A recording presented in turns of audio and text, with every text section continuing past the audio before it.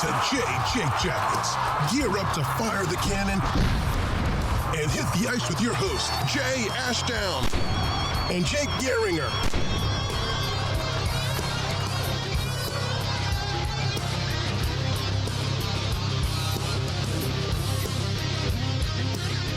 Gotta help when I can, right? Yeah, of course. Anyway, okay, so hello everybody. We we were gonna put out an episode the other week. Things happened. Like we were gonna do what happened, but it's always your life's fault. busy. It's always my fault. So We always just no blame matter you. what happens, it's always my fault, and I'm okay with carrying that burden because he does all the work. So even if he's unavailable, it is my fault. Well, it's like because I've had weird mental days recently, and you're just busy. Yeah. On days when we're supposed to be doing this shit. Yeah. And we're getting to the point now, like we're not supposed to be doing. Thank God, because we wanted to do it on Tuesday, but Tuesday didn't work, and thankfully we both had this day open, so it allows us what we needed to do. But we still got a show Saturday as well, so you'll be getting shows in very short order.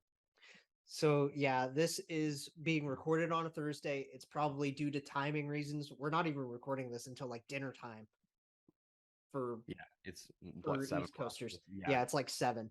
So this won't be up. Like I probably won't be able to publish it until sometime like Friday. Yep. Like if it's not overnight, I'll just schedule it to go up sometime midday Friday or something. Thank God I learned how to do that. Yeah. How to schedule clips ahead of time and stuff. It's been wonderful. But we were gonna do like one more like off-season like news pod, and just due to timing reasons and the season's about to get underway, like preseason stuff's already happening. We're gonna just scrap that, and we're gonna do something a little bit different for the next little while and do season previews for every division. Yeah, 4-part series, so we'll do division by division. We decide we're going to go west to east. So, geographically, we'll start with the Pacific and then go to Saturday is the Central. Yep. And then I would suppose. So I want to end on the Metro because that's I think division. it makes more sense for us to do the Metro. I'm just trying to think, like, is there one that's more east than the other? They're both kind of. So technically the Atlantic, because like Florida and Montreal are all a little bit more, and like there's New England in there with Boston and so the Atlantic is like the eastern, but we are going to end in the Metro, yes. Which makes sense. So perfect. So all I really need is I've got the list of all the divisions here from the app in the standings, and we're just gonna go down the list here. And just talk about every team and what we expect. And I think we should do like a preseason playoff preview. Like we just do like 8. Just do a fun little, and we'll just talk about it that way. We can just analyze each team as we go down, so everybody knows our list, and then we can put out like on Twitter like what our lists are for divisions. How's that sound to you? Predictions for the division and stuff. Yeah, well, we'll get to the predictions like towards the end, but we do need to like deep dive into every team and the overall changes that were made in the offseason, things like that. Yeah. And we can I guess we can talk about some things that we were going to discuss in the offseason too. Like things that I wanted to do for that last breath of offseason, we can tackle certain little tidbits from that. Exactly. So Seattle, start things, these guys. Yeah. So, in terms of offseason, I've actually really liked what they've done. For one, just they're buying low on players. Specifically, you give up a third and a fourth, and you get Oliver Bjorkstrand, who we love and is a really good player. I miss the guy still. Like it hasn't sunk in for me yet that he's gone. Right. And it's weird to see him wear a different number too, because Carson Soucy's already wearing 28. So what number is he gonna wear? Do we know? He's wearing 22. Ugh. I know, it's really weird, isn't it? Very strange. Yeah. But you just look at up and down the lineup. It's not a team that's really going to jump out to you in terms of, uh, elite talent. They don't have a lot of game changers on them, but they have a lot of really solid players. And Borky and Burakovsky are the two guys that they got this offseason that are probably the most eye-popping talent-wise. 100%. And Burakovsky is coming off of a really great season, coming off of winning a Stanley Cup, the second in his career. Yeah. So he was really, really good. I think he fits what they're trying to do. The problem I have with Seattle, though, is it's almost a collection of the same guys. Where it's like you go, like just look down the right wing specifically, where you're going from Jordan Eberle to Oliver Bjorkstrand. You got guys like Jaden Schwartz, Brandon Tanev, Yanni Gord, Andre Jonas Burakovsky. Donskoy. Yeah, Donskoy, Alexander Wenberg.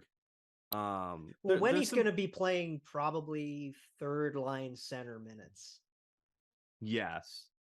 So I just look up and down, and like I said, nothing jumps off the page to you in terms of talents, but there's a lot of solid players. The talent's in the kids. Exactly. So you got the two young guys. You have Matty Beniers and Shane Wright if he makes it. We'll see how his camp goes. I heard the other day that he's having like Yakupov style attitude issues. Yeah. And I think that's that was a part of the reason that he fell to 4. A lot of people had questions about that with Montreal. I don't know if that factored in. I don't know if that factored into the decision for the Devils. I think they really wanted a defenseman, and I think the same thing for Arizona, where they just wanted Logan Cooley. But the reason he didn't go 1, I think, is for Montreal, they were looking for that next kind of game-changing talent, and I think they looked at a guy really big, power forward who can skate well, has a good shot, and has all the tools, and if he can put it together, can be a really good player. But for Shane Wright, he'd be a good 1-2 punch with Matty once he's like fully in the show, right? Yeah. And Beniers is one of the 20. We had a whole thing. We were going to look at the Athletics Calder rankings and stuff, and Matty's in that list. He's like number 2 on that list behind Owen Power. Yeah. Funny, the 1 and 2 are 1 and 2 on that list, right? Yeah, right. Very, very talented players. I like Matty Beniers a lot. There's no doubt about it. He's going to make this roster and have an impact. There are questions around Shane Wright. I'm not. I kind of want to see Beniers with Burra and Ebbs. Kind of want to see that. Yeah, like I said, there's a lot that you can do with it, because if you just look down the center, even if you don't keep Shane Wright, center depth wise, you've got Matty Beniers, you've got Jared McCann, who I didn't even mention. Jared McCann, their big breakout guy. Alex Lundberg, you got Ryan Donato, you got Yanni Gord. There's a lot of options that they have at the center position. They're a little bit like Columbus in that they have some versatility there, because Gord can also play wing. They have John Donato Hayden can also play wing. John Hayden, Morgan Geekie. There's a lot of guys. Not sure why we're including John Hayden into this conversation. But what I'm saying is they have a lot of guys that are listed as centers. Yeah, and Geekie's another one who can also play wing, and I'm interested to see what happens with him. But in terms of this team, I like what they did this offseason. They weaponized their cap space. You weaponize your cap space, so you get some talents like Burakovsky and Bjorkstrand. On defense, it's a big question mark. Their backbone is Alexiak, Larson, and Vince Dunn for the most part. Alexiak, I think, is worth every penny. $4.6 million for what he does, I think, is ideal. I really like Jamie Alexiak. Adam Larson, we know, is stout defensively. Sometimes a little bit inconsistent with it. Vince Dunn is a roller coaster. We've seen him have outstanding seasons. He's had brilliant flashes. We've seen him be bottom of the barrel. Frankly, he's he's something. all over the place. The talent's there. That's the good thing. Is the talent's there. He's our age, dude. He's in our age bracket, so he's young enough. And I know he's young, but at the same time, he has been in the NHL for quite some time now. Yeah, and the same goes for a guy like Will Borgen, another guy that's like right around his age. Very interesting. I liked him in Buffalo. He's not really an impact guy. He's never really going to be in your top 4, but on a third pair could potentially, be good enough at least defensively to ensure that you're not completely putting slowed yourself down in a bad spot in games. And I mean, they did make a couple of moves, like they brought in Justin Schultz, they brought in Michael Kempney. I'm interested to see what happens with Kempney. I didn't realize he was going to continue playing. Yeah, and I mean, they still have guys like Brogan Rafferty. They got Susie. Yeah, so they have Cale Fleury still. Yeah, the two guys that are your as you said backbone are Alexiak and Larson, and I don't want to be disrespectful to either of them because I like them both. No, they're great. For what they do, they're good players. They're in the National Hockey League. That is, Jamie Alexiak and Adam Larson would be very, very good second pair. Yeah. The problem is that's your first pair, and you've got a lot of question marks after that. Can Vince Dunn put it together? I think he can. The question is, will he? I think Borgen can. And if he can, that's great. But Maxi's going to be is on a third pair. And don't get me wrong, you want to have a good third pair, no doubt about it. But the big question here still has enough talent. And he is talented. He is good offensively, but we've seen he's been very weak defensively the last few years. We saw that towards the end of his career in Pittsburgh. We saw that with Washington, albeit Washington not exactly known for their defense as a team. No, and I mean, you could put him with Vince and see if Vince's defensive skills can cover up for some of Justin's liability back there. I almost think that that's a double liability because the one area that Vince has shown more promise has been on offense. And that may be the solution. Maybe you put those two together and understand that they're not going to be great defensively. But that's your attack pair. We'll make them our attack pair as our second pair, and we'll see if they can provide enough offense to at least make up for it for the most part. And at least you've got two guys who can play heavy minutes in a pinch if you need it. But you get to your third pair, and who knows, maybe it is Carson Soucy alongside Will Borgen. That for a third pair, not bad. It'd be a fun third pair. Now, the big question with Seattle, to me, at least the biggest question, because we've seen them go out and get these names on offense. They got a couple complimentary guys on defense to plug some holes in things.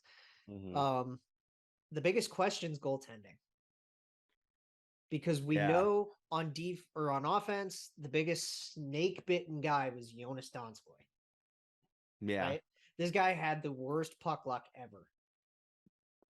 Yeah. Talented player. And very, he's going to be very in contract here, which I think can help. And the same can be said for Philip Grubauer. He just had nothing going for him last year. And the good news about this, if you're a Seattle fan, is it's very, very difficult to be worse than what he was last year. Yeah. And nothing about his track record in his career suggests that will happen in back-to-back years. Now, we know that Gru is the starter. Yeah. And we know that Drieger's groomed to be the starter eventually. And you're going to be without him for most of the year. He's out 6 months, right? Yeah. So you go out and you get Martin Jones, who, frankly, I'm not opposed to the signing because it's 1 year. And also, considering the team he was on last year, I actually Yeah, didn't. he played pretty well for the team he was on. Yeah, so sure. I think he had like a 903 last year. Is a I 903? think he had like a 900 even. Is that good, Jake? No. Is It's that good for Flyers the good. Flyers? That's God. I mean, that's I mean, like that's Carter Vezina was caliber on the Flyers. So Carter Hart was what, like an 880 something, 890 something last year. You want to look that up?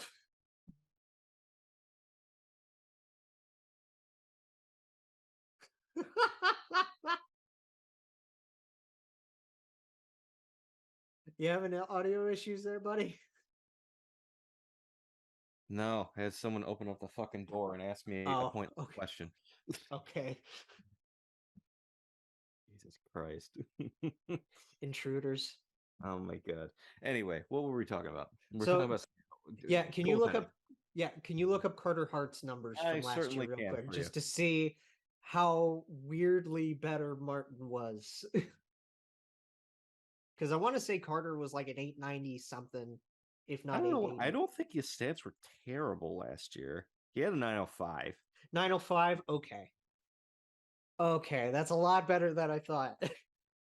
But again, considering the circumstances for both those guys, I don't think it's fair to say either one of them were bad last year. Well, no, they weren't the problem at all. God, oh my God. But So, here's the thing, Jake. We know what in terms of the roster, we know what the kind of red flags are. and On we know what the offense, it's that Kraken plan to do. Like the Kraken are definitely, you know, planning to be a steadier uphill climb than Vegas was. right. But for offense, it's that you don't really have any game-changing talent. For defense, it's you don't have a legitimate top pair. You've got some nice complementary pieces. You don't have a number one defenseman. I'm not sure you have a number two defenseman either. They have Goaltending, solid top four guys, but at the same time, yeah, they don't have like I think standout guys. I think Alexiak's good three. I think Larson's good four. Unfortunately, that's your one and two. Yeah, So they don't have a Zach there. Werenski. They don't have a Morgan Riley. They don't have Yeah, an you don't Ekblad. have a John Carlson. You don't have an Alex Petrangelo. You don't have any of those guys. I don't know if I'd put this is funny because Prime Petrangelo. this is funny because I wouldn't even put John Carlson in there anymore. Well, same with him for Prime. And I say that like, I don't know. I have a friend who's a Capitals fan on Discord, and she is like, it's funny because she's the biggest defender of the Metropolitan Division, but she is the biggest critic of John Carlson's game ever. Yeah, and think your prime John Carlson, your prime Alex Petrangelo, your prime Chris Letang. Those are your number one defensemen, right? Yes. They don't have that guy. Hell, they don't have the prime number two either. So like for me, that's the biggest red flag on defense, and then your red flag on goaltending is you've got Health. well both health. And you need to know that these guys can bounce back. Martin Jones is your backup. He to me is really not going to make or break your season. It's all I about do like their because I'm looking at just the depth chart like as a whole, and I like what they have because you got Grew, you got Martin Jones to plug the hole right until Dreeks gets back. Or you could have Joey Decord challenge for that. Right? And then they also have Hellberg, who, by the way, did you see that picture that the NHL put up on their Instagram of Hellberg's pads? I did not. His setup is so nice. I'll have to check it out. I do. He has awesome. We talked about him before. I do like Joey Decord. I think there's potential there. I still think he's a little bit away. I think he's going to be a late bloomer, but definitely an intriguing option as well. But you know what my biggest problem with this team is? Has nothing to do with the roster. Really? It's that I cannot in hell trust Dave Axtell. Yeah. You're right. You're absolutely right. I don't think this is a playoff roster, but I don't think that this is a team that's going, at least on paper, will be 10, 15 points out of the playoffs. I don't think it's a 10, 15 point out of the playoff roster. And that's where I see them finishing. The thing about Hackstall, and we talked about it during their first year, right? Is we talked about Hackstall as a whole in terms of being a Flyers coach and how that's really where their downhill started. Yeah. Look, it doesn't matter if it's football or hockey or basketball, or I'm assuming probably to an extent baseball too. You can be a great college coach and not be a good pro coach. I think that's the case for Dave Haxtell. I don't think You could be a good pro coach and not be a great college coach. Yeah, that too. 100%. I mean, look at what Babcock did with Saskatchewan. Yeah, when you look at college football too, Urban Meyer didn't work out in the NFL. Urban Meyer did not work out in the NFL. Incredible college coach. Saban didn't work out in the NFL. Like, it happens. Sometimes coaches can't, go to the professional league. It's different. I think that's the case for Hackstall. It didn't work in Philly. It's clearly not working in Seattle. Right. And well, then again, this is also only year 2. So let's give Seattle a little bit of benefit of the doubt with it being year 2. Perhaps, but my thing is, when we looked at this roster last year, we did not have them picking 4th overall. That wasn't even a luck thing with the lottery or anything like that. This is simply just, it looked way better than what Vegas had. And I wouldn't say way better, but still, like, they didn't even have the side deals, and they were still really smart with their choices. This team, a lot of people were talking about, could be a borderline playoff team last year. I can't for the life of me remember where we had them at, but I know for a fact that we didn't have them being this bad. I want to say we had them at least somewhere around like 4th. Well, because remember, we didn't do like predictions for everybody last year either. Right. For me, yeah, go ahead. I have them. I made like a whole list. I had them finishing 6th in this division. I'm gonna say 7. Okay. I'm gonna say 7. I don't dislike this roster.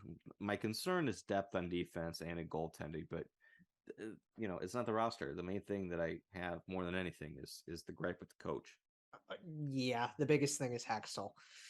And the roster, obviously we love so many players on that roster. I'm absolutely like the first time I get to see Seattle play at Nationwide, I'm wearing this hat. I'm wearing the Bjorkstrand jersey. Yeah. Like I said, like I don't mean any disrespect when I say they don't have any game-changing talent. What that means is they don't have an elite hockey player on their roster. Right. They don't have like a top-end player, but they've got a lot of underappreciated, really good players. Oh, Bjorkstrand, Eberle, McCann, all those kinds of guys. Burakovsky, we mentioned them. Like, Brandon. A lot of really solid guys who make your hockey team better. Their hopes of having one of those guys is in the young guys, as you mentioned. It would have to be a Shane Wright. It would have to be a Matty Beniers. And I think it's unrealistic to expect either one of those guys to take on that role year 1. Yeah. I can definitely see the 1-2 punch, at least at the center position, being like a McCann Beniers to start. And then maybe Matty can jump up if the time calls for it, but we'll see. And we'll also have to see if Shane even makes the roster. There's always the potential that they say, we're going to give you another year in juniors and send you back. And hopefully maybe that's what he needs. If we're talking about the attitude issue, maybe being sent back is what he needs. Who knows? It could be. Yeah. Anyway, we got to get rolling because we're actually, I don't want to make this too long. I don't want to make this like our old Union Blue preview that I looked at the run time of that recently. It was like 2 hours, 20 minutes. Oh God. Yeah. All right. What we got next? Expansion Brethren in Vegas. Yeah. So they had a strange offseason, which is just the status quo for that organization. It's weird because like they went from being so beloved, yeah, to everybody, including their own fans, hates them within a matter of 6 years. Yep. And a lot of that has to do with one, the overall Vegas mentality, right? Yeah. And ownership and management's decisions. Like the OKs are still going through George McPhee. McPhee got promoted, but he's still like okaying the moves that that McCrimmon is making. Oh, of course. They go hand in hand together. Yeah, it's it's JD and it's the JD and Yarmo argument. It's the Don Waddell and what's his name? Tom Dundon argument. A lot of these like sole owners work really, really closely with their GMs and presidents and guys like that. Like, I mean, Sakic's going to still be calling the shots in Colorado. It's just McFarland's the GM in name now. Right. Right? Yeah. Of and course. The same thing, I don't think much has changed in terms of their mentality or how they're going to conduct business, but no, they're still going after this shiny new toy. And I mean, like, that was reflected in casting away patches for essentially nothing. Right.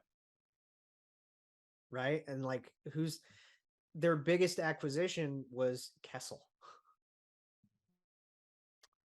Yeah, I mean, for this offseason, like it's been more about departures than anything because their additions aren't so much new players, it's just healthy players who are already there. Right.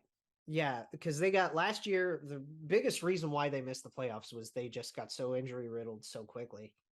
And so brutally, because a lot of those guys were out for a long time at stretches. So I want to read a quick tweet for you here by Jay Fresh, which I think is a very good point about Vegas. Yes. So the first tweet, he said, I think the way Vegas has built their team is pretty fun, and hockey would be a more entertaining sport if more teams did this. Flames fan responded and said, initially, sure, but they show no loyalty to their players and have become one of the most disliked teams by every fan base. And he responded and said, by my count, Vegas has 6 players remaining from their 2017-18 playoff roster. Washington has 8, Tampa has 8, Pittsburgh has 8. Winnipeg has 7, Boston has 7, Nashville 6, Minnesota 6, San Jose 5, Philadelphia 5, LA 5, Colorado 5, Toronto 4, New Jersey 4, Anaheim 4, Columbus Blue Jackets 3. Teams turn over their rosters. The issue lies in how they do it. Yeah. And I don't think, this offseason was any different from that because you look back on the first ever deadline they had and just you drafted you scouted Nick Suzuki. You scouted and drafted him, yes. You draft him and then you give him up to get Max Pacioretty, along with Tomas Tatar, yep. Who you traded what a first and a second, I think, to get him. Yeah. And then you're now trading them away with other assets to get Pacioretty. All right, fine. You want to make your team better. I have no problem with that.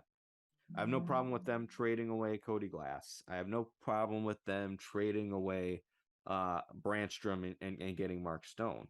Those are all good hockey moves. But as I said last year, I wasn't a fan of the Eichel trade. And what happened this offseason? The Eichel trade put you in a position where you had to A, trade and get Shea Weber's contract, and B, give away Max Pacioretty, not only for nothing. And Evgeny Dadonov. They lost 60-ish goals worth of 2 players. Yeah, you had to get rid of Dadonov. And not only did you have to get rid of Pacioretty, you had to throw in Dylan Coghlan to do it. And not get anything in return other than the cap space. Yeah.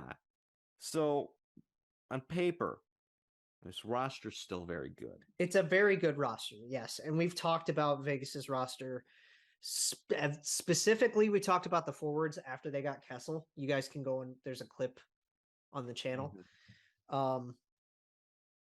And right now, like the whole thing to me is really who comes in other than Kessel to step up and provide, right?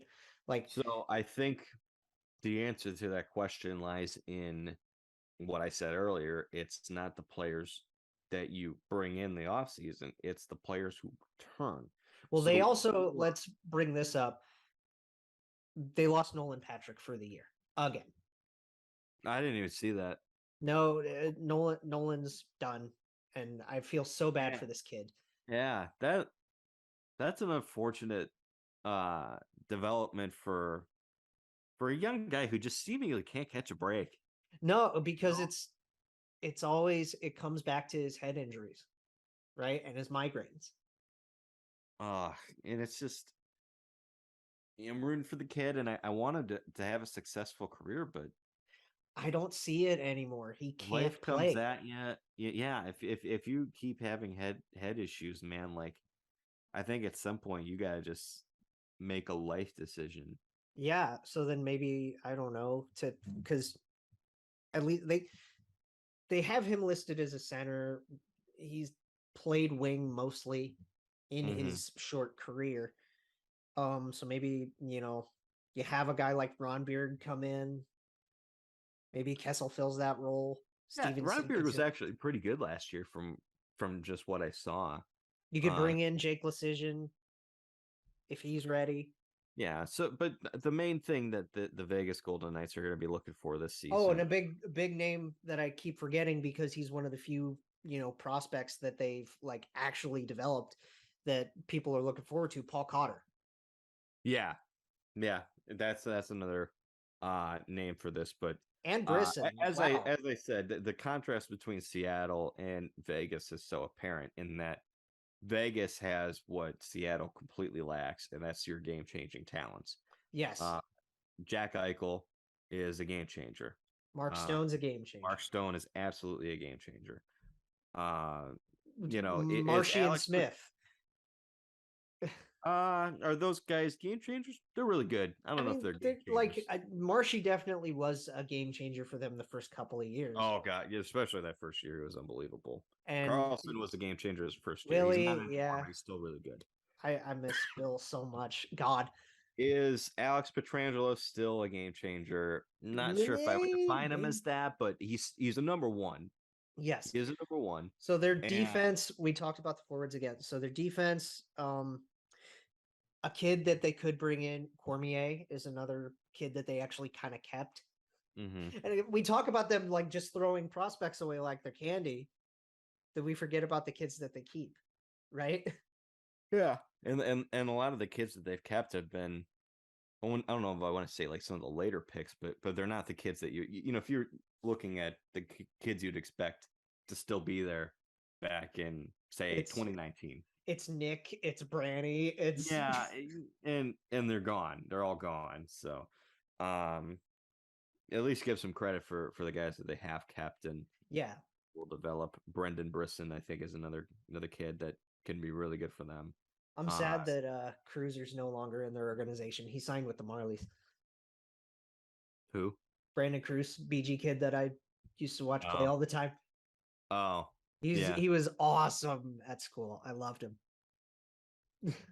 Nice. It's always fun when you can watch like players who play at your college play professionally.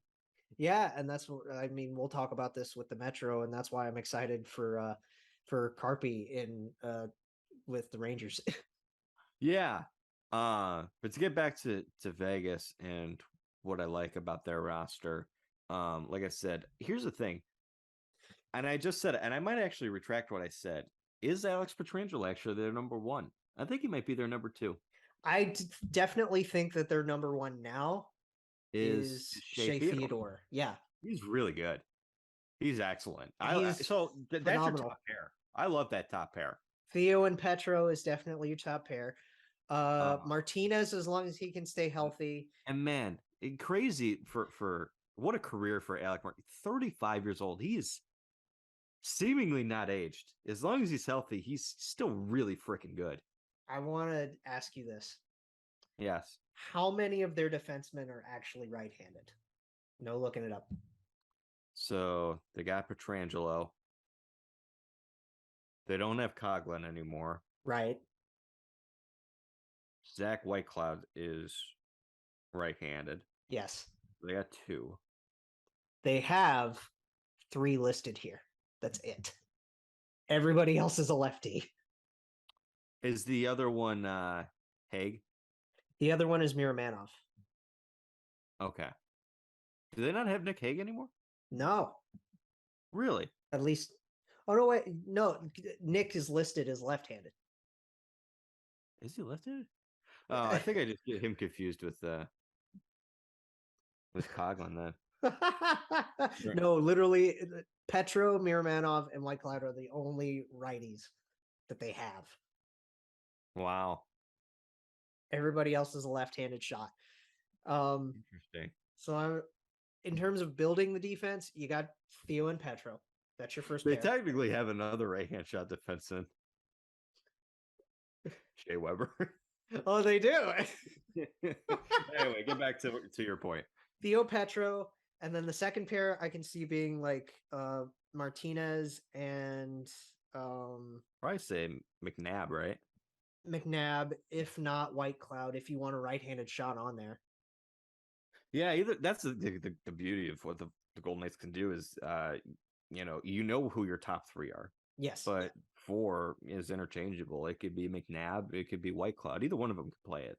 Oh yeah, and then to fill, the other spot, you could bring in Cormier. Mm-hmm. You have Ben Hutton. Yeah, and Ben Hutton's not great, but decent penalty killer, and then Miramanov could come in. As I saw it, like I like Vegas because I love their top 5 defensemen, and I saw a tweet earlier that was like talking about like the 6th defenseman role, and they're like, the 6th defenseman role is not as important as we make it out to be, because the Colorado Avalanche, maybe the most dominant team we've seen in a decade, the team that just won the Stanley Cup, went through the entire playoffs with their 6th defenseman being Jack Johnson. And JJ like filled a huge hole when Graves went down. Yeah. Like when who? Wasn't it? Wait, it wasn't Ryan Graves, was it? No, because he was already in the Devils. Gerard. Sam Gerard. Yeah. They both have G names, and they're both like. Yeah, no, so like, well, because I always saw Graves and Gerard like together. Yeah. Right. So that's why I always got them confused. It's been a while, man. It has been a while since we've like actually talked rosters, right? Yeah. God, I'm so itching for this season. Yeah. So defense, I like. The top end of the forwards, I love. I mean, offense, I really do like. I think what they can do, really give them flexibility. I think you can put Stevenson with Eichel and Stone, and then you could put Carlson with Marchessault and Riley Smith. You can reunite the misfits. Yep. Honestly, you can put a third line together of, I think Carrier with Nick Waugh and Phil Kessel. Ooh, that'd be fun. And then 4th line, you could put Howden with Cole Lazar and Amadio. I don't know, because I think Amadio's playing his way out of camp. Could be. Because I think guys like Brisson and Cotter are really doing that much better. I mean, you're not going to complain if either of those guys are NHL ready this year. No. And Ronberg. Like, yeah. They're all playing that much better than Michael Amadio is. Right. There's only one question mark around this. 2 question marks, in my opinion, around this team. Right. One of them goes for every team. It's health. Yes. That's a big question. And every team has that question. It's always a huge question with Vegas. Yes. Like specifically Vegas, it's always a big question. The second question is goaltending. And let's get to that. So Leonard is out for the year. Mm-hmm. Brossoit is going to start on IR. So you've got a young kid who I really like and Logan Thompson. Logan Thompson's great. And then they have they just got Aiden Hill to fill that backup role. I'm assuming Logan's going to be the starter at this rate. I think they really like Logan Thompson. I think they want to give him that chance. So I say you go for it. And then you have Aiden Hill to back him up. Mm-hmm. Hutchinson is your third guy. Yeah. And then they have Patera just on the depth chart. Yeah, he's a young kid. I'm not sure what to make of him yet, but you know, for having Robin Leonard out the entire year, I don't hate this goaltending situation for the Knights. No, I think Logan can definitely use this to his advantage. I'm, as you know, a Logan Thompson truther. Yeah. I believe in him. I think he is going to take this year head on. You know, there's going to be some downs, but I think most of the season's going to be some ups from him. And I honestly believe by the end of this year, Vegas might be making a decision to get rid of Robin Leonard and move forward with him as a starting goaltender. Maybe. I don't know, because they gave him that big contract, and we know now that giving a big extension. I know it makes me sad. It means not. You said that out loud, and then you were like, "Wait a minute, it's Vegas." Well, no, not just that it's Vegas, but like we just saw it with trading Bjorky. Like, just because you give a guy that you have faith in a big extension doesn't mean he's going to stay. Here's the other reason I think they want to move forward with Logan Thompson if he plays well. Aiden Hill's contract will be up. Yep. Brossoit's contract will be up. You'll get space there. Yep. You are still going to have 2 years of Logan Thompson at less than 800,000 against the cap. Oh wow! That is a major competitive edge for the Golden Knights. That's a huge cheap edge. Yeah, that's like we talk about how much they're always cap strapped. That is one way for them to really alleviate that. Yeah, is we can get a backup this next off season, whether that's keeping Brossoit or Hill or going out on the market. We can get a backup who will hilariously make more than our starter. Right, exactly. Because we've got a starter making dirt cheap on his contract. Like, I'm telling you, man, I like Vegas.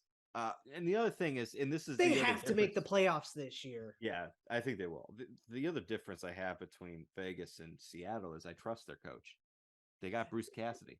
That's the big acquisition. They didn't really bring in any new players. That's the big acquisition. They got Bruce Cassidy. Yeah, definitely. Like we talk about them going after a shiny new toy every year. And we thought that they were going to get Barry Trotz as the shiny new toy. Like they did it with Jack Eichel last year, and we thought this year it was going to be the coach, and we thought it was going to be Trotz, and now it's Cassidy. Exactly. They did it with Pacioretty, and then they did it with Stone, and then they did it with Pietrangelo, and then they did it with Eichel, and then they did it with Cassidy. Like, it never ends. You know. Well, no, that's Vegas, baby. Yeah, exactly. Vegas, baby. Let's gamble on it. You know, I don't hate the approach in terms of how they go about their roster construction. The money's the big thing. The money's the big thing. How cutthroat they are is another big thing. Yeah, being like, can you be human beings, please? Yeah. Again, wasn't a huge fan of the Eichel trade just because of the cap implications, but I think they're actually managing it well. The Fleury trade, the Patches trade. I hate both of those for the human element. Yeah, but at the end of the day, like, I have Vegas finishing second in this division. Oh, really? You have them that high, huh? I do. I think you've got a really good head coach. I think you've got an excellent top six in terms of your forwards. I think you've got a really solid, steady defensive core. And frankly, I believe in Logan Thompson. And I think this division's enough of a crapshoot to where that's... We always talk about the Pacific being the weakest division, and frankly, they're not. I don't think it's the weakest. I think it's just the most unpredictable because we know who the bottom three teams of the division are going to be. We know it's going to be San Jose. We know it's going to be Anaheim. We know it's going to be Seattle, right? I think and then you got 5 teams that I think are all kind of equal. Like the gap between the Alberta Oilers, teams and Kings, Knights, and I'm missing one. Was Canucks? the Canucks? Yes, those 5 teams. There's not much of a gap between them. No, not really. It's anybody's division. Yeah, and I don't know. I'm gonna just to wrap this up. I'm gonna say Vegas is third. All right. I'm gonna say Vegas is third. Let's go. Let's go to California and let's go to the Sharks. All right. So this is. I'm just gonna get this out of the way immediately. I have them finishing last. Finishing 8th. Yeah. Yeah. They're in a total rebuild because they are in a total rebuild, but Greer also has said all the right things. Yeah, I like Greer him. said the right things. I think your stance of the coaching in Seattle is how I feel about San Jose's coaching, bringing in David Quinn. 100%. I think that absolutely factors into this decision. Look, it's not a great roster. It's an older roster. It's a roster that has nothing but question marks on it. But there's some good elements to them. Forwards. Mm-hmm. You have guys that you can trust. Yeah, because you still have Couture. Mm-hmm. You have Hurdle. You have Meyer. You have Barabanov. Barabanov showed what he can do. Yeah, and I like Barabanov, but the fact that he was the 4th person we mentioned in this should tell us everything we need to know. I guess. I mean, nothing against the kid. Nothing against him. He shouldn't be the 4th person named out of a 4. No, it was just because he's near the top of the list here. Because it's because it's alphabetical, right? So they brought in Luke Cunnin. They brought in Oscar. I really want to see Oscar do well. I want to see him succeed too, but he's not really moving the needle for me. They brought Oscar Lindblom in. They brought in Evgeny Svechnikov, I guess, but I think Steven Lorenz. They still have Kevin LeBanc. They brought in Nico Sturm, who I like. I like Sturm. I love LeBanc. This is a collection of players who are making so much more money than they should be. They got Gadjevich. Good players. That's the thing. Even the good players on this roster, even the good players are making a little too much. Oh Nick my God, Bonino. Hurdle's making a little bit more than you'd like. Not crazy, but still a little bit more. Right. Couture's making more than you'd like. Kevin LeBanc is making way more than he should. The only one who I don't think is overpaid is Timo Meyer, and that's because he has 1 freaking year left on his deal and might be traded at the deadline. Right. I hope they don't trade him. He's a good piece to build around. But oh my God, dog, this is brutal. Okay, so let's talk about the positives, right? And much the positives. Okay. Much like with a lot of the forwards that we're going to talk about, San Jose's forwards are, at least the positive ones, are young. Bringing in Eklund full time, bringing in Bordelot. Yeah, those are 2 kids I like. Obviously, how I feel about William Eklund, but Thomas Bordelot is interesting. He was really good to end the season. So, oh yeah, he was great. Want to see what he does full time. I'm not expecting him to light the world on fire, but they got Steven Lorenz. He could do something. He could at least do something in the bottom 6. He could chip in 4 goals this upcoming season. We are really scraping here, man. Weatherby, I don't know. This is just. I like individual players on this team, man. I like so many players on this team. Do you like him a hell of a lot more than I do? I'll tell you that. But yeah, you got a better heart than I do. What can I say? I like cheering for guys, right? Oh, I like cheer for guys too. I'm not rooting against these guys. I think I'm just looking at them and I'm just like, oh, good God. It's just like, this is going to be a tough pill to swallow. Hey, look. San Jose, like every other team in the NHL, has a shot at the playoffs.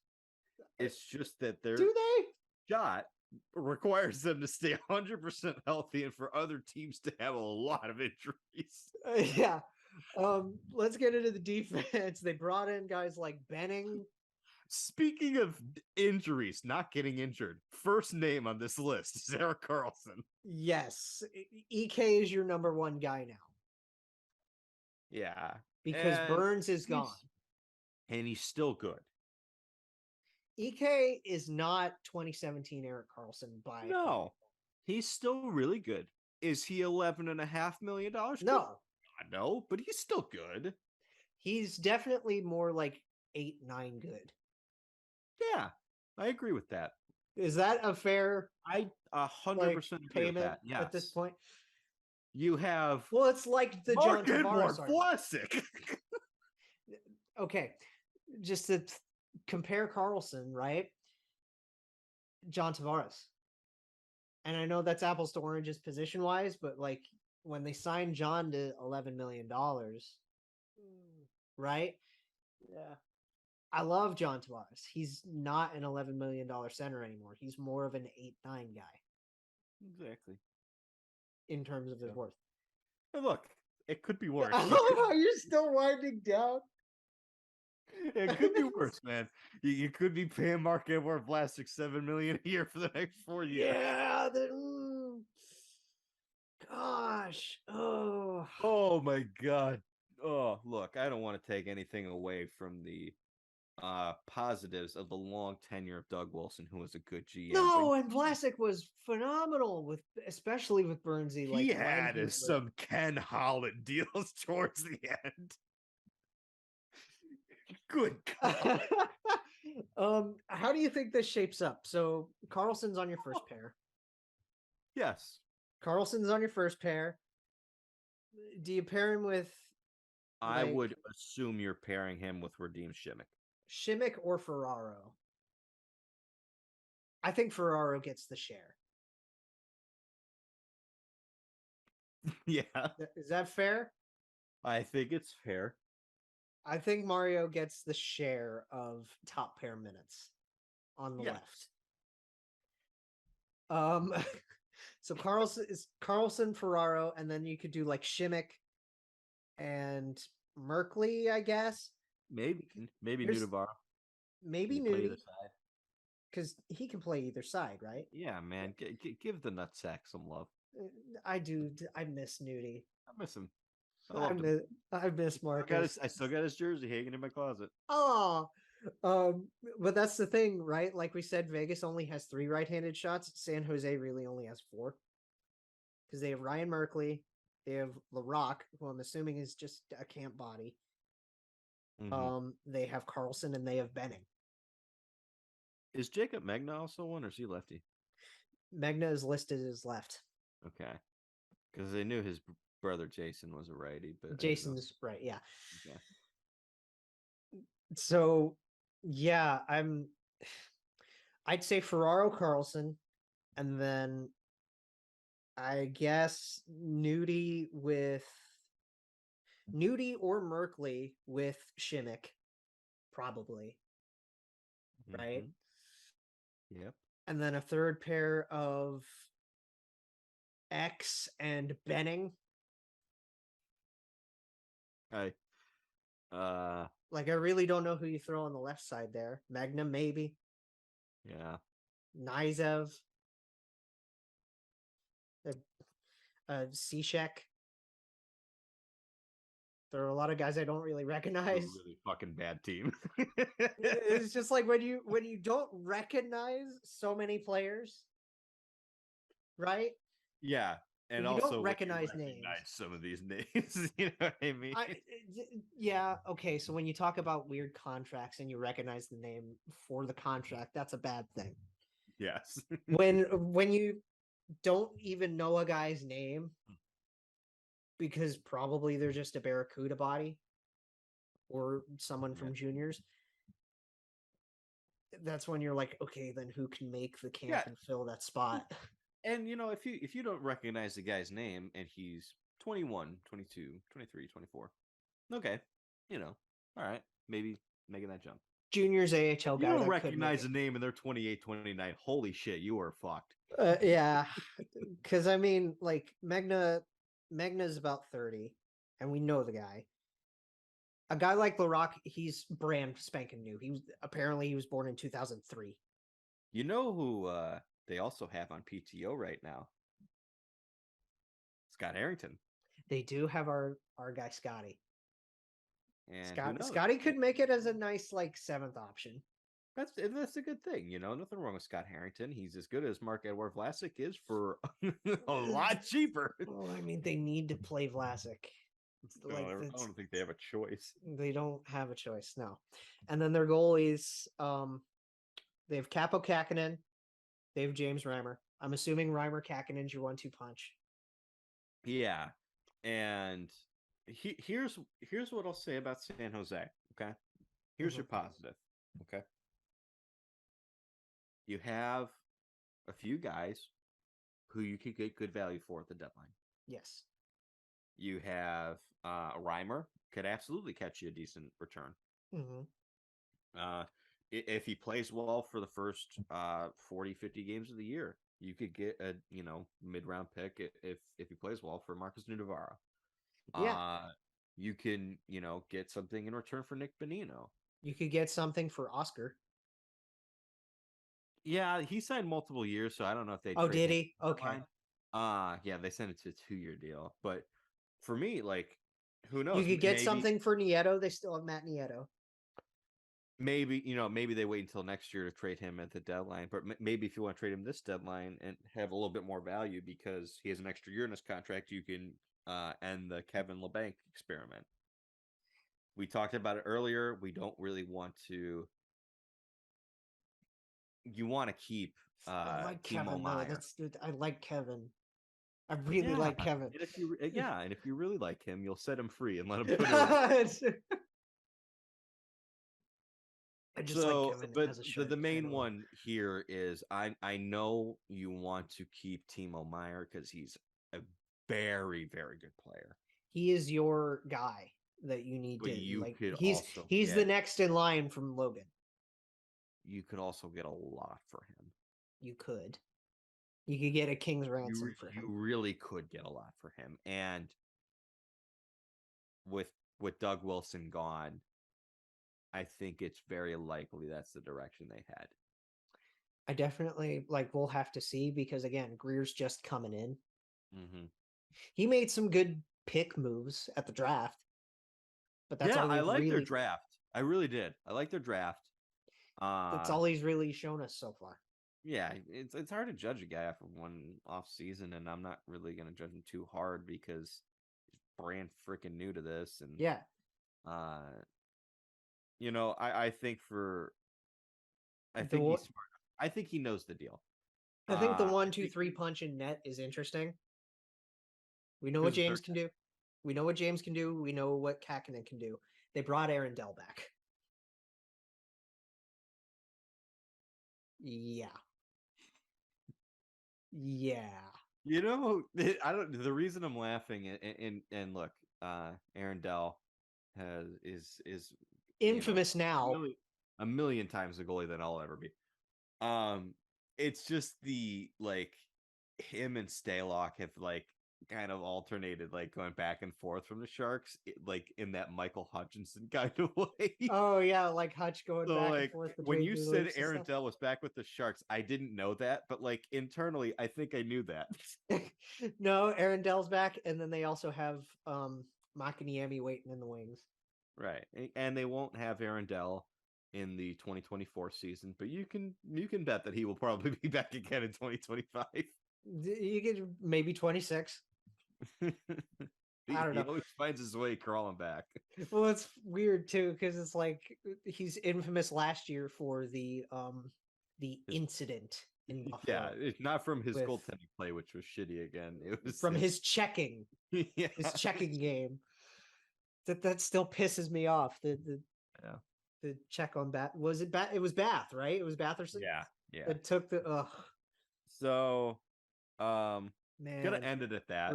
So yeah, the Sharks are finishing 8th. San Jose fan who had to watch me laugh at their hockey team for as long as I did. No, I'm gonna shout out Cody because he's still my Sharks buddy, and but here's the other thing. He knows what's going down. Here's the other good news for the Sharks. and guys like Felix. Upside. Not sure if you knew this. Ecklenborg.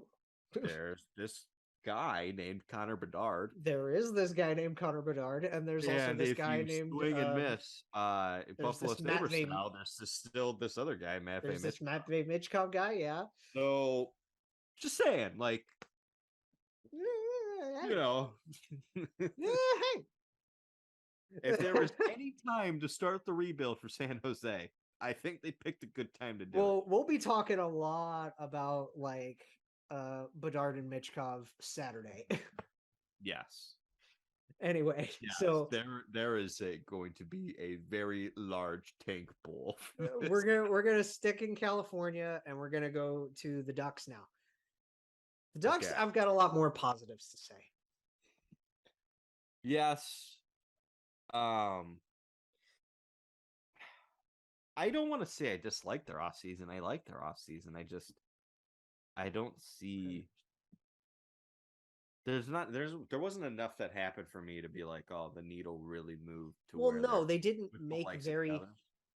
They didn't make a lot of moves. The biggest moves that they made were bringing in Frank Vetrano and Ryan Strome. And John Klingberg. And Klinger, yeah. So, like, I like all three of those moves. Losing Sonny hurts. Yeah, I still don't know what the fuck happened there, but losing Sonny Milano absolutely hurts, and I don't know why they didn't just bring him back. Mm-hmm. But you still have Trevor Zegras, obviously. You have Trevor and Troy Terry to build around. Yeah. And I would think that Troy can follow up what he did last year. He had a fantastic year playing with Sonny and Trev.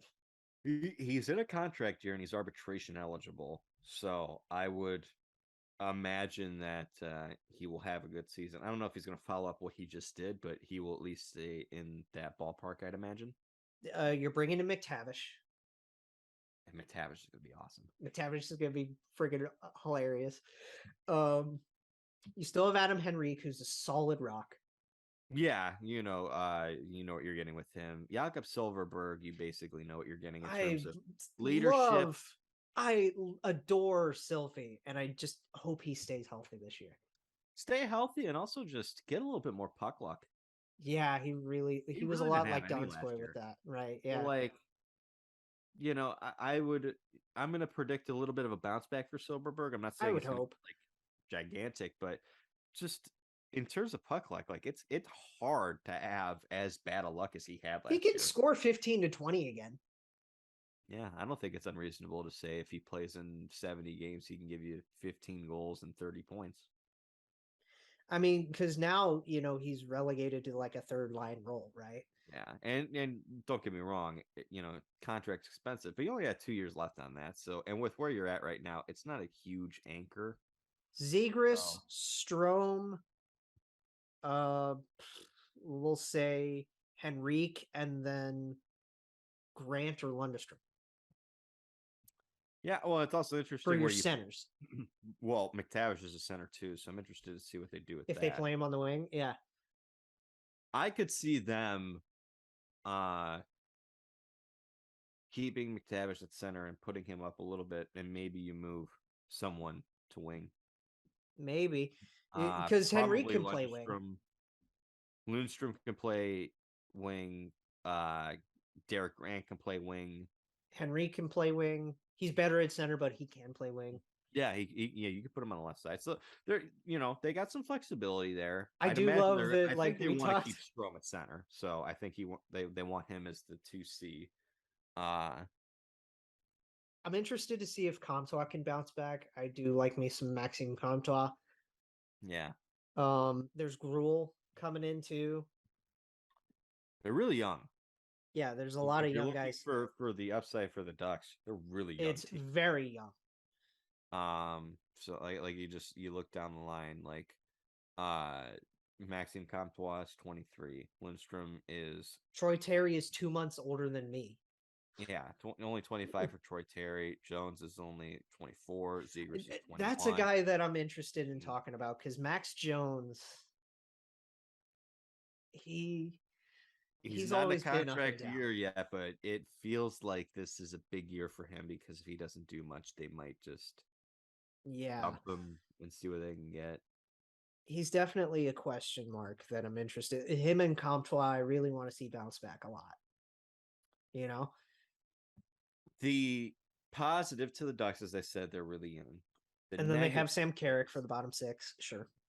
The negative for the Ducks is they've been young for quite some time. Oh, and and we then haven't seen the improvement in some of the players that we expected.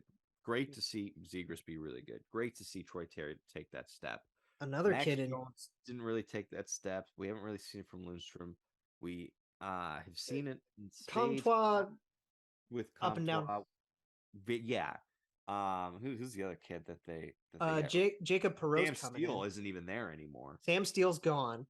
And that's Jacob another Perreault could come in and fill that. right. So they've been young for a while. We've been waiting for some of these guys to step up. I'm not saying that they can't, but they haven't developed at the rate that I think that they were hoping. No. So we need to see that change. Yeah, that's the big thing. This feels to me like a team that cares more about progression in certain players than they do about team success. They're also a team that I think is going to be a lot better. Like we saw that with the Kings last year. We'll talk about the Kings next. But I definitely think that Anaheim wants to try to take a step standings wise. Yeah, no doubt about it. And you know, when you look at the defense, that's probably where your biggest question marks come outside of goaltending. Jamie taking a step. Yeah, Jamie needs to take a step, but I believe you brought in Klinger. Yeah, so you bring in John Klingberg, and it's interesting because you now have three defensemen who are very similar to each other. So here's what you get: you get a year potentially. If you don't trade him at the deadline, you get a year of John Klingberg. Yes. You go along with the last year on the contract of Kevin Shattenkirk. These are your two guys who are going to help continue progress Jamie Drysdale along offensively. And like a 1-2-3 punch on the right side with those three, not bad. You can do a lot worse than that. You have Jamie. They got Hellison in the Colorado deal. And these are just the right-handed guys. They have a lot more right-handed guys than the last couple of teams. There's Hellison, there's Klinger, there's Shattenkirk. Yeah. So they have 4 or 5. Yeah, it's funny. Like most teams, I think in the NHL, their questions come on the right side. The questions for the Ducks come on the left. Yes, Cam Fowler's not getting any younger.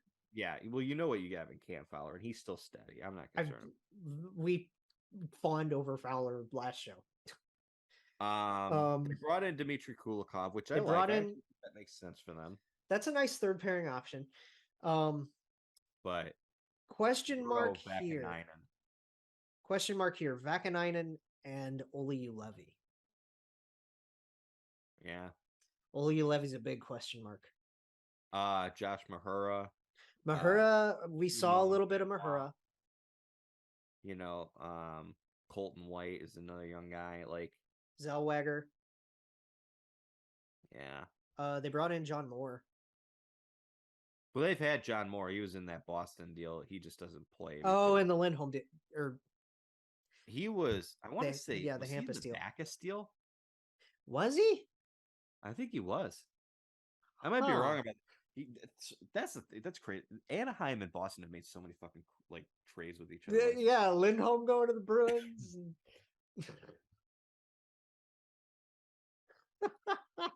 That's wild. I do think the biggest, like, we know what the forwards are going to be. They're going to be young. They're going to be fun. They have leadership there with guys like Sylvie and Henrique. They got a good mix of veterans in there, right? No, you're right. He was in the Lindholm deal. Oh, okay. He came over with Vakanainen and then a first-round pick that they used on Nate Gaucher, and then a second-round pick this upcoming season, and a second-round pick a year after that. Okay. That's a return. Yeah, they definitely have a lot more questions defensive-wise than they do forward-wise, even though we know a lot of the players that they have. and we know what those players can do. And I think the other question mark, and it's different than Vegas and Seattle, is coaching, because I've been very polar so far in my opinions of the coaches. You know how I feel about David Quinn. Yes. You know how I feel about Dave Haxtell. But you also know how I feel about Bruce Cassidy. Yep. I'm not sure how I feel about Dallas Aikens. I like Aikens. I think he's a good coach. Great his first go round. He's a good coach for this group, in my opinion. I think that's the thing about this team, is when you look at their roster makeup last year, you knew they weren't going to be a good team, at least on paper. So it does become harder to judge him as a coach with this specific group. I don't want to say I dislike him. I also don't want to say I like him. That's a question mark for me. So I'm interested to see how that gets answered this season. Who backs up John? Is it going to be Stolars more, or is it going to be Dostal more? It's going to be Stolars more. I like Stolars. I think he's a good backup. I think Dostal's going to get a look. At some point, he will for sure. I think it's very possible we see Stolars for half the season, then he gets dealt at some point, and then we just see Dostal as the backup for the rest of the season. But I know it hasn't been like a ton of starts and games in the last like 2 years. But if you look at Stolar's numbers, I think he's done pretty well actually. He's been better than Gibson at times. I'll say 6th. In the division, I had Seattle at 6. I have Anaheim at 7, but I have them kind of interchangeable. That was a hard one for me to pick because I said Seattle 7, right? Yeah. Okay, so yeah, Anaheim 6, Seattle 7. We know who 6, 7, 8 are going to be. We just don't know who's going to be. We don't know who 6 and 7 are going to. Yeah.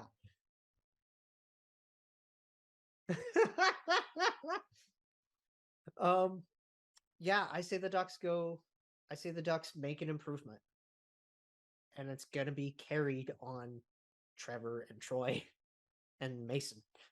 Yeah. Or whoever plays the other side. Let's stay in California here. Yeah, let's finish up California with the Kings. And I do like the Kings a lot. I like their roster construction a lot. It's just where their money is that's irking me. Like San Jose. Yeah. But it doesn't affect them too much this season for what they're trying to do. The biggest move they made was bringing in Kevin Fiala. And a freaking great move. And a fantastic move. I mean, you're getting a legit first-line option who's outstanding. He's about a point per game player over the course of the last 3 seasons. He knows Victor from their days in Nashville. Yeah. The top 6 is fantastic. You have Kempe, Kopi, Fiala, right? Philip Danault with Alex Iafallo. Hell, you might have a top 6 guy in Trevor Moore. Yeah, Trevor Who Moore. Who would have thought that? Yeah, he was outstanding last year. How many times have we forgotten to talk up Trevor Moore just because he gets lost in the muck? And they've got so many good, young, interesting guys too. Yeah, Carl Grunstrom, Arthur Kaliev. Not sure if you've heard of this guy, Quentin Byfield. Maybe. They got Sean back there too in Jersey. Yeah, they got Sean Jersey back there. Drew Doughty was outstanding last year. Before the injuries, he really bounced back. Kempe, Rasmus Kupari is an interesting one. Gabe Velarde and Elias. Gabe's a weird bit of an experiment for me. Yeah, they had. So yeah, I feel that. So Gabriel Velarde, Elias Anderson, and Quentin Byfield are like the 3 very, very young and just eye test, very talented players. We know. And Blake Lizotte. I'm not going to throw Lizotte into that because he's different role. He's a bottom 6 Yeah, he's guy. a checker. For these 3 guys, though, highly selected. Mm-hmm. Lots of potential offensively. Have Yes. not put it together, but they're still young. I'm losing a little bit of faith in Elias Anderson, but that doesn't really kill them if he doesn't perform. I Yeah. really am interested to see what role they give to Byfield and how he plays as well as Hardy. Here's a guy that I want to see, and I talked about this with a buddy in another like Discord server, completely different server, who's a Kings fan. I think I'm ready to see Turcotte. Turcotte's interesting too. I'm not sure what their plans are for him. It's strange. Yeah. Yeah, I'm not sure where he fits into their plans right now, but also another very talented player. That's the thing. There's nothing but talent. They're loaded in terms for forwards. And then on defense, like I said, you have Drew Doughty, and Drew Doughty's making too much money. He is, but he bounced back and he was really good last year. You got Sean Walker and Sean Jersey. They've got a lot of Seans. Mm-hmm. They got two, but they got Matt Roy. Mikey Anderson. They have so many Andersons because they have Anderson Dolan at forward. They have Mikey Anderson. They have Elias Anderson. I like Bjornfoot's game. Yeah, I like him. Morvare was actually pretty decent towards the end from what I saw, and then you still got Alex Edler, who's Edler's back. I'd say you're like in terms of like I'm looking at defense and forwards. I'm praying for my boy Shawnee Walker. I don't think there's any question marks in coaching. Your question marks come in net. I think because who's their coach right now? Still, it's Todd McClellan. What's his name? McClellan. Yeah.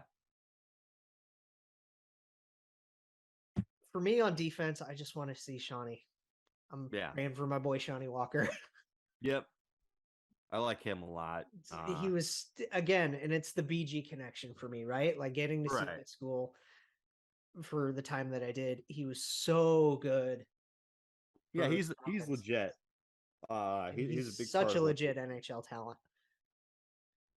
For me, like you got like the question mark is Quick's in the last year of his deal. How does he play? Does he keep up what we saw last year? Here's the thing.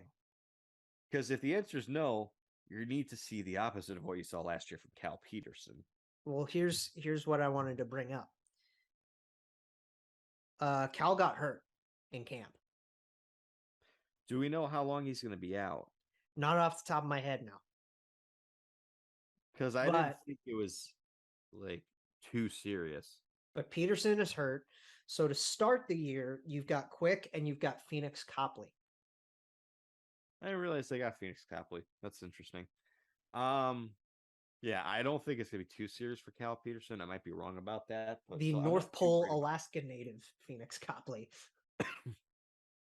Really? He's not an Arizona native?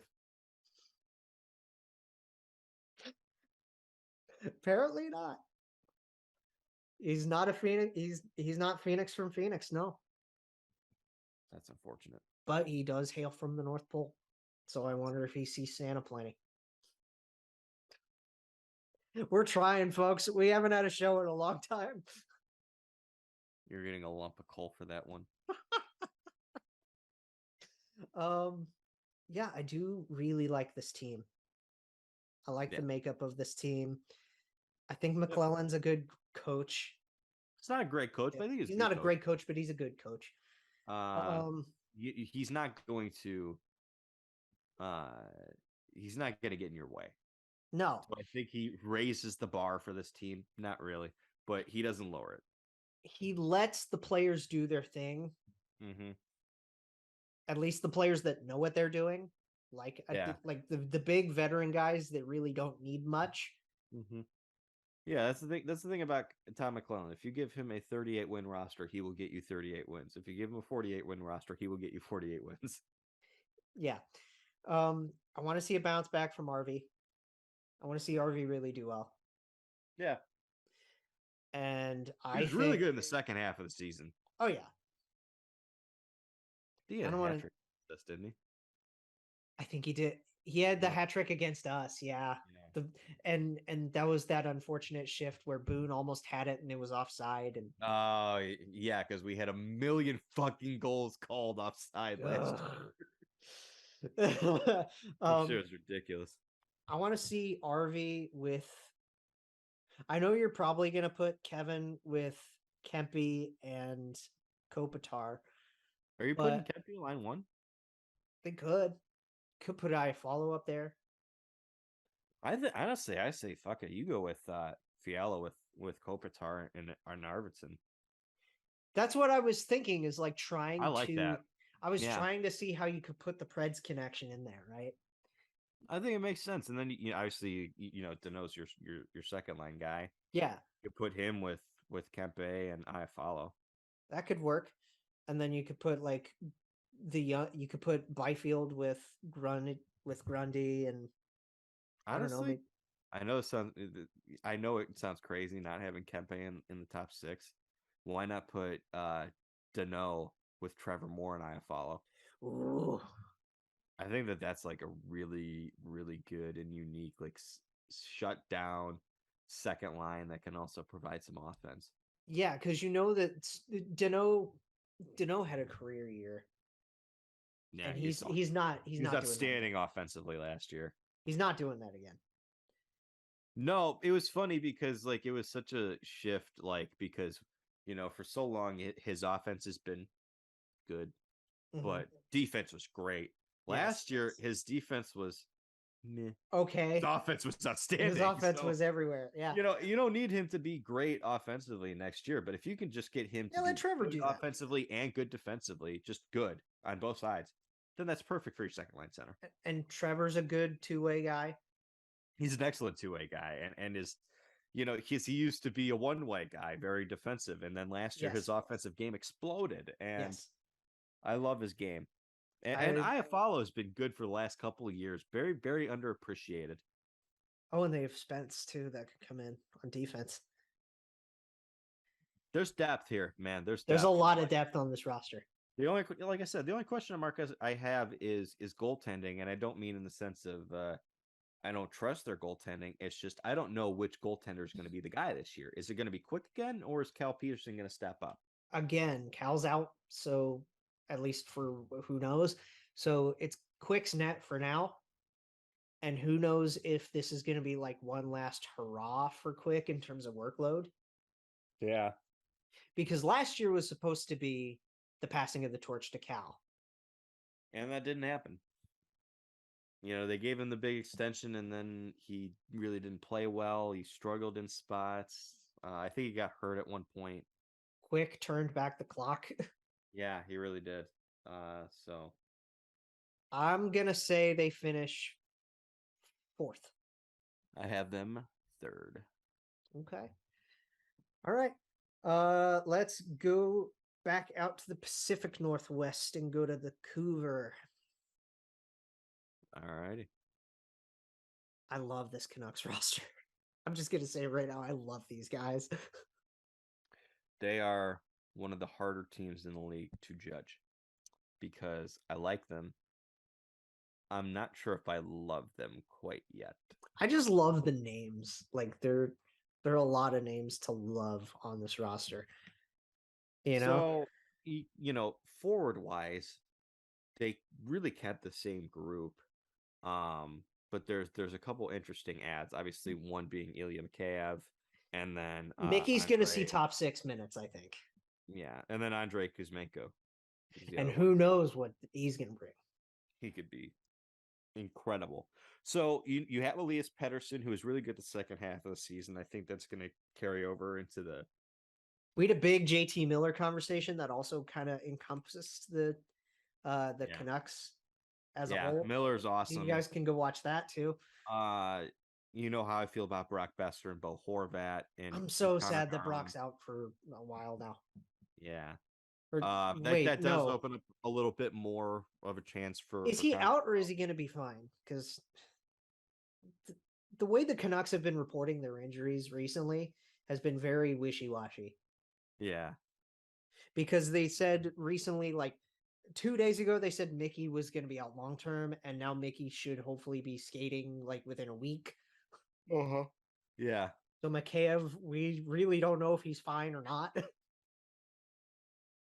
I haven't seen it. I haven't been following the And IR then Dermot too, like he might have a concussion or something.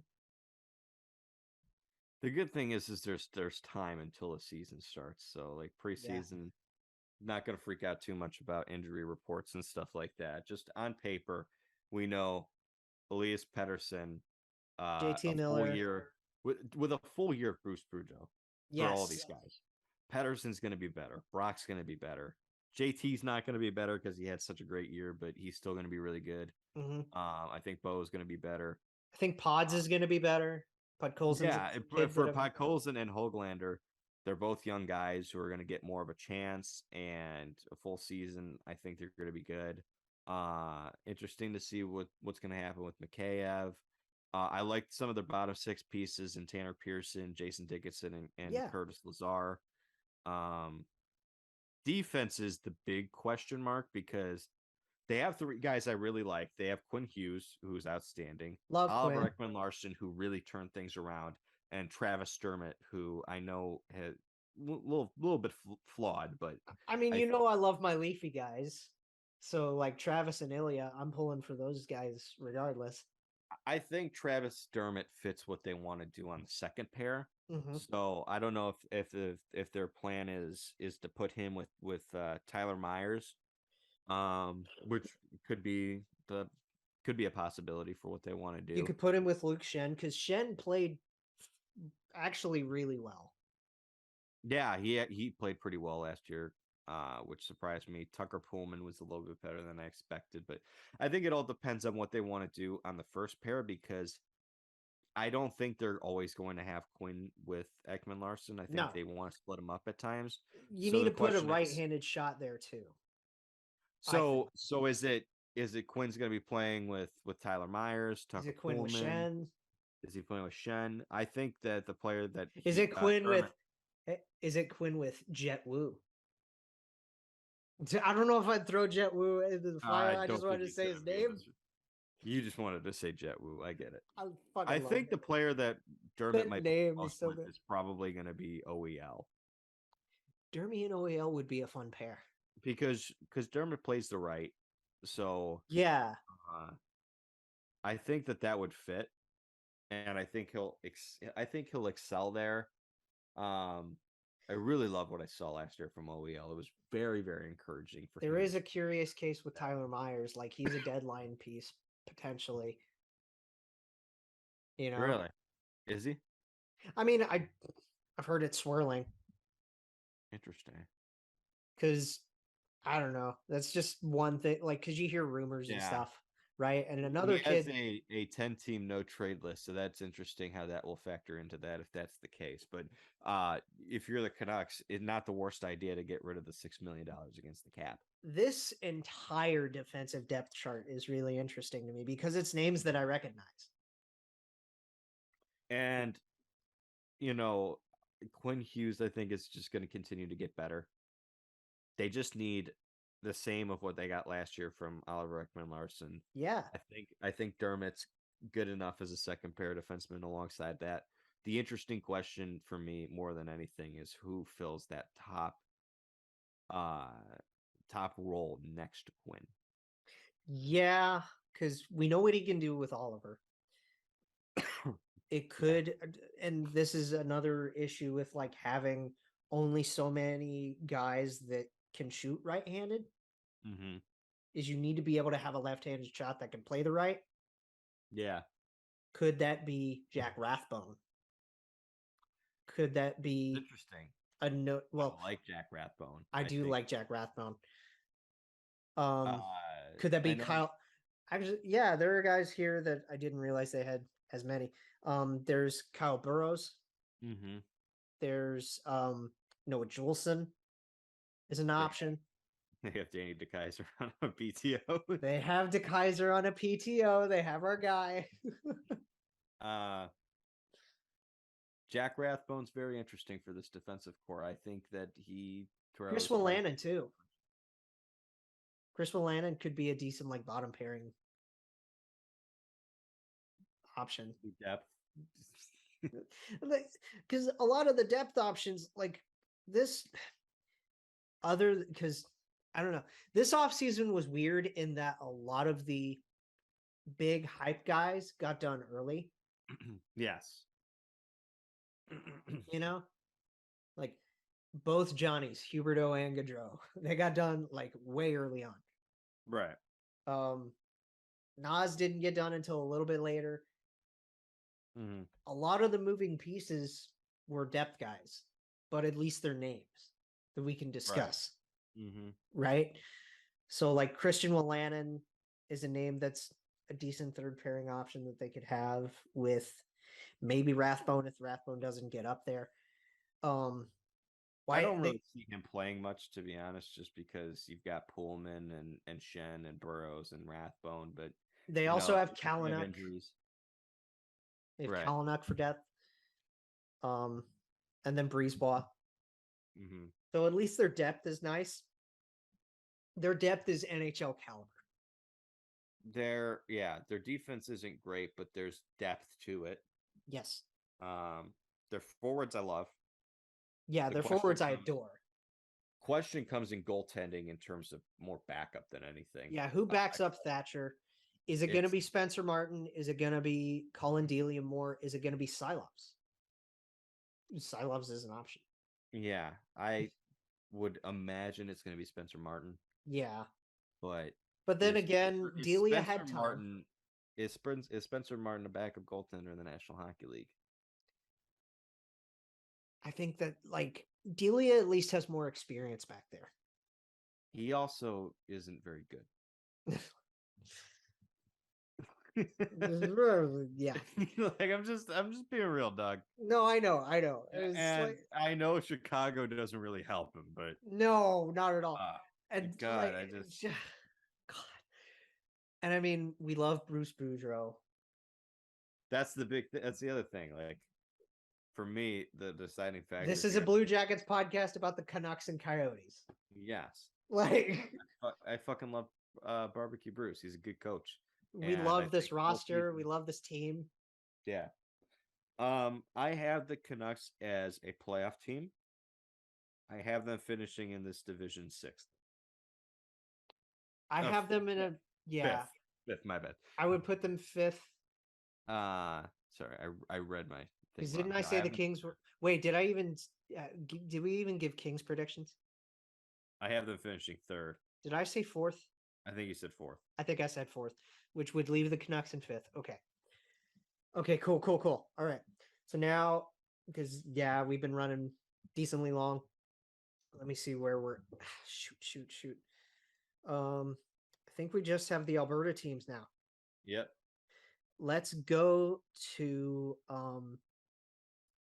Let's go to Connor. Let's go to Connor in Edmonton. All right. Let's go to Connor and his fellas, his band of merry men. Here's the good thing for the Edmonton Oilers, okay? I want to address this one right off the top. The Virtanen PTO. I want to address that Virtanen PTO right off the top. Yeah. And just get it done. Yeah. Kenny. What the fuck, man? No. For one, he's not even a good player. Yeah. Why the hell are we bending over backwards to get second chances to shitty hockey players who are also shitty humans? Yeah, exactly. He was found guilty in court. I thought he was found not guilty. Was he not guilty? I mean, yeah. But still. He was found not guilty, but not guilty doesn't equal innocent. Right. And we saw this with Kane last year. And then again, Kane's a bit of a different story. Kane is a consistent pattern of behavior. Yes. Tannen is just one story, but it's a lot. It's a big package. It's a big, it's hard to analyze. Look, I'm not going to sit up here and say that he is guilty of what he was being accused of. That's not my position. I know he was found not guilty in court. All I'm going to say is, regardless of the situation, okay, Yeah. one, he's not a great player, like at all. He's not a top six guy No. at all. He's not a middle six guy. At best, he's a bottom six guy. At best, he's a Second, yeah. the optics around it, even him not being found not guilty, still not great. They're still ugly. They're still super ugly. There's not a lot of really remorse being shown. It just there's a lot. No, of the fans are giving him all the vitriol in the world, which please keep going. Yes, continue doing. Like, I don't know. Some people just don't deserve a second chance. And Virtanen is one of these guys. Yeah, like playing in the National Hockey League is a privilege. Yes. People need to understand that. Being a professional athlete, just because you're super gifted at what you do, if you're a professional athlete, doesn't mean you have a God-given right to do it. Exactly. You have God-given abilities. You don't have a God-given right to do that. Yeah. That's what I mean. Like, I don't mean like I'm against second chances in life. I have no problem with second chances in life. And I hope whatever the situation was, that there was some learning involved. Absolutely. They're better. And I hope that there is some growth there. I'm not going to, wish that this person's life is ruined. No. But as I said, playing in the National Hockey League, as is playing in the NFL or in the NBA, Major League Baseball, or soccer, like in any of those big leagues, like that's all a privilege. Yes, and that privilege isn't given to everyone for a reason. Some of it may be talent, some of it may be personality, some of it just may be actions like the one that he was accused of. Yes. And that's all I'm going to leave it to. And I can, yeah. So Virtanen should not make the team. I would hope he doesn't. Yeah. I would pray he doesn't. Just in a hockey sense, he shouldn't make the team because. And I mean, just like, but so then, like, why is Ken going out and making this bone? Other than being Ken Holland, why is he going out and making this boneheaded? Can we also talk about the Twitter? I felt so bad for the person running the Twitter because because he announced. Hey, we signed Jason Devers and Jake Virtanen. Hope you didn't notice. I hate that. It was the most. I love Devers. He's a great defense. Like the most transparent thing ever. We signed Jason Devers and Jake Virtanen, but look, Jason Devers. Yeah, exactly. It's like trying to cover their ass so bad. And like Cat, because we talked about Katz having his thing too, being accused of what he was accused of. Yeah, it's such a bad PR look. I want Demers to make it in a depth role. Yeah, I don't see him. He's actually a decent depth defenseman. Yeah. So, but just seeing let's look at Demers in the same breath.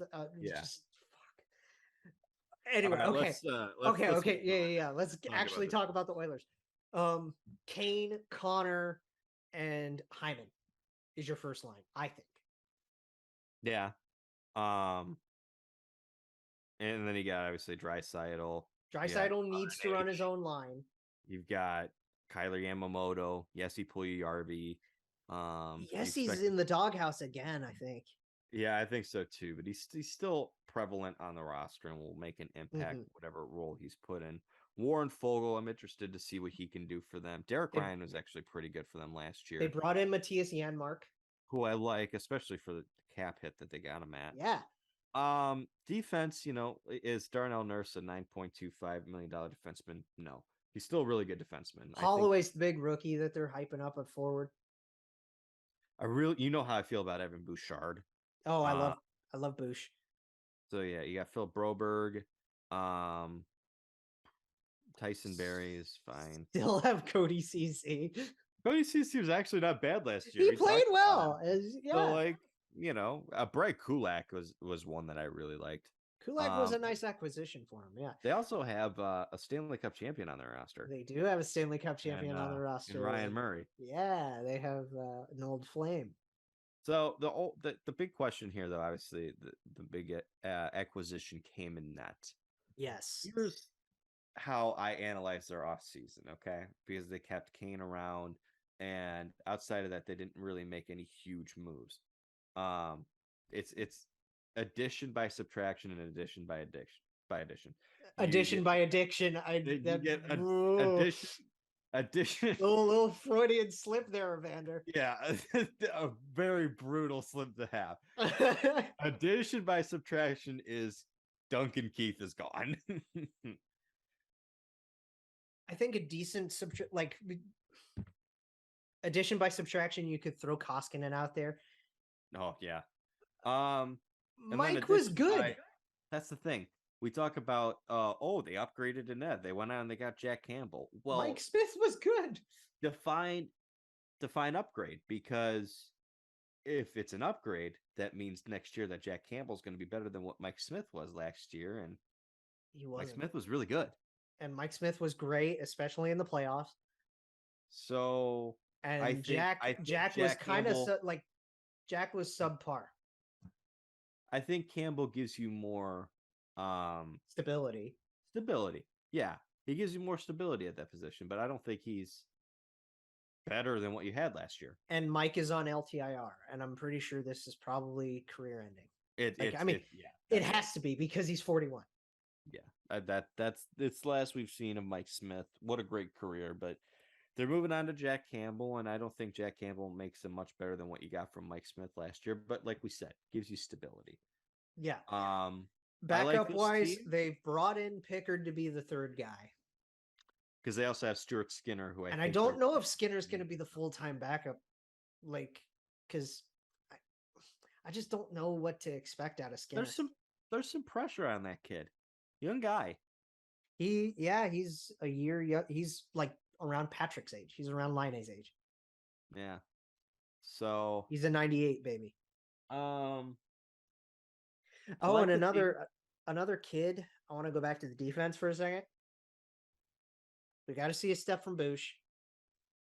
Interested to see what Broberg does. Interesting to see what Niemelin does. Niemelainen. Yeah, I'm interested in him as well. But the big thing for me was we know that they are go firepower. Jay Woodcroft, keeping him around was a really good decision. That's a great decision. Especially after the Final Four appearance. Like, why wouldn't you? I like this team a lot, and I have them finishing 4th. I'm gonna say 2. Because really all I have left is 2 and 1, right? Yeah. Yeah, I'm gonna say 2. All right, let's get to the last one and wrap this baby up. Yeah, let's get to the Flamey Flames, baby.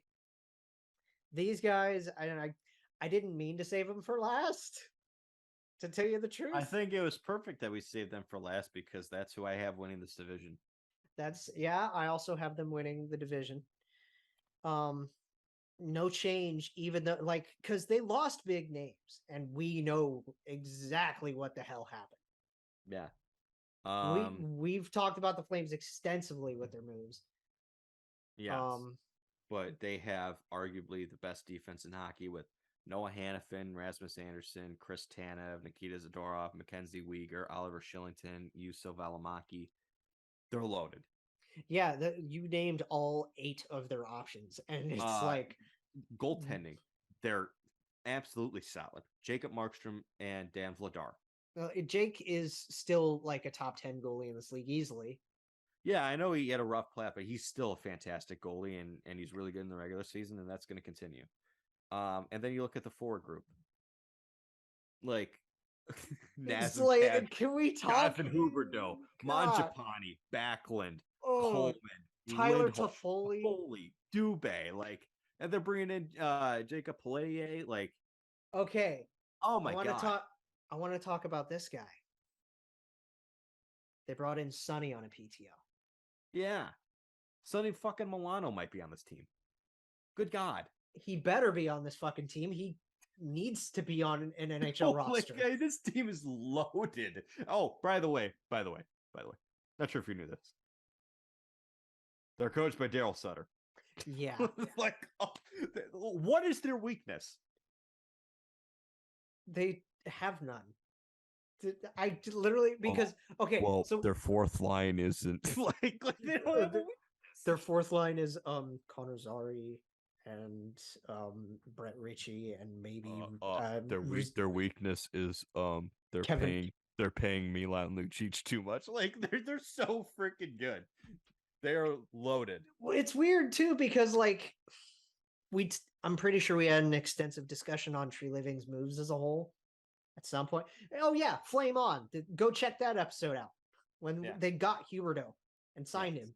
Like that whole episode was talking about the Flames moves in the summer of Tree Living. Yeah.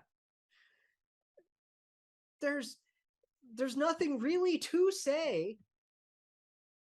But at the same time, like we're going to gush because why not? If this team does win the division like we predict. Hell, even if they don't, if they just make the playoffs again and are a good team. They're going on a run. Tree Living absolutely deserves an extension. They're going on a run if they make it, regardless. That's a team that has some unfinished business. Oh, absolutely. They make the playoffs. Like, I love this team, and I know that they've had some. You're bringing a guy that just won the cup in Nazem Kadri. Yeah, he can take you there. Like we talk about how one player doesn't make or break anything. God. Their 1-2 punch at center is Elias Lindholm and is Nazem Kadri an exception to that rule? To what rule? To the one player does not make a run or a team or a championship. It's hard to say because Colorado's so fucking good, but yeah, he was such a big part of what they did because he was so good in the playoffs. And then he got hurt. And then the team rallied around him. And then he came back. And he was just as good. And like was he as big as Nate McKinnon? No. Was he as big as Cale Makar? No. But was he as big as Gabe Landeskog? I think absolutely. Yes. Was he as big as Mikko? Yes. Maybe not size-wise, but yes. Yeah. I think he might have been the third most important player during that run. Probably. He was. It doesn't matter who's one or two between McKinnon or Makar. They're 1 and 2. But Nas was the engine of the cup run. Yeah, he's huge. And it's just and we talk about exercising some demons, and I think the Flames need some redemption here. Talk about that. We saw that in the postseason with Nazem Kadri. This guy's a liability in the postseason. He gets suspended. All that. He was, as we said, I think the third most important player for the Avs in that run. And the only reason why he was out this time was because he was hurt. Yeah. There's a completely different reason why he didn't get to make as much of a run himself. Yeah. So let's think about this in terms of construction, right? You lose your two big wingers, but there's really no difference anymore. Because you can plug, you lose Johnny Gaudreau. Jonathan Huberdeau is literally like a clone. He's like the same fucking player. The only difference is he's going to be playing the other side, like, right? Yeah. The only difference he's playing the other wing, right? Well, they play the same wing. They're both left wings. Oh, were they both listed at left? Okay. Yeah. Because I always saw like Johnny playing right because Matthew was playing left more or less. Yeah, Gaudreau has been a left winger for most of his career. It's just that he played on the right because of Kachuk. Yeah. So he'll be playing on the left wing for the Blue Jackets because of Line A. Well, yeah. And Line A is a right shot. So that's like perfect like puzzle pieces right there. Anyway. Right. But like they're the same fucking player. Like they're the exact same guy. Oh no, we lost Matthew Kachuk. What player could we get who's also really, really talented, can score goals, and is a pain in the ass to play against? Oh, there's this Andrew Mangiapane guy. There's this Nazem Kadri guy. Oh my god! Like Toffoli won't go ya, but like he'll still, you know what I mean? Nazem Kadri, Jonathan Huberdeau, Andrew Mangiapane, Blake Coleman, Elias Lindholm, Tyler Toffoli, Dylan Dubé, Mikhail Backlund. 2 of those players will not be in the top 6. Oh my God.